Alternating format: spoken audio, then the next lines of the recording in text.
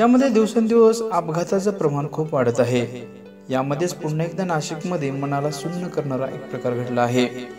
ते म्हणजे विद्यार्थिनीचा मृत्यू।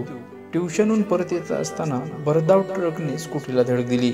या अपघातामध्ये विद्यार्थिनीचा मृत्यू झाला तर तिचा भाऊ देखील जखमी झाला आहे।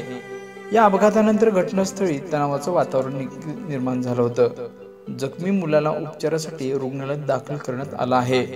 तसंच नाशिक पोलीस अद्याप तपास देखील करत आहेत अशी माहिती समोर येत आहे। मिळालेल्या माहितीनुसार नाशिकच्या सटाणा मालेगाव रस्त्यावर असलेल्या कृषी उत्पन्न बाजार समितीसमोर आज दुपारच्या सुमारास हा अपघात घडला।